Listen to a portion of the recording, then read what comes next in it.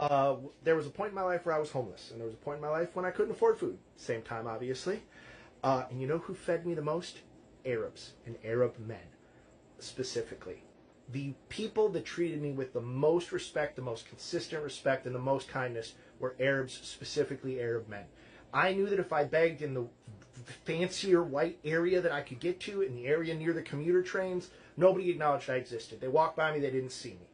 And if you can't afford to give someone something and you don't want to make eye contact, whatever. I'm not here to police how you interact with people. But these were people I knew could give. These were people I would see go in and pull out a wad of money, and I'd be like, hey, can you buy me something? And they'd be like, I don't have money. And it's like, okay, whatever. Like, you don't have to give me anything. But they never would. Like, they rarely would. But I could walk not too far away and go into an Arab neighborhood with Arab restaurants and Arab shops, and I didn't even have to ask. I could walk through the neighborhoods, and people would be like, do you need to eat? They never asked me if I was hungry. They never asked me if I had money. Do you need to eat?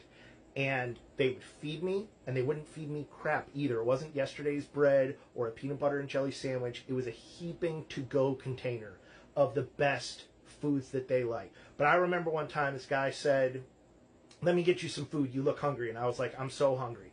And he brought me food, and he brought me an entire pitcher of water to sit and drink because it was not the best day and I needed a lot of water. And every time he saw me, he waved me down and he was like, do you need food today? And I was like, I do. I need food today.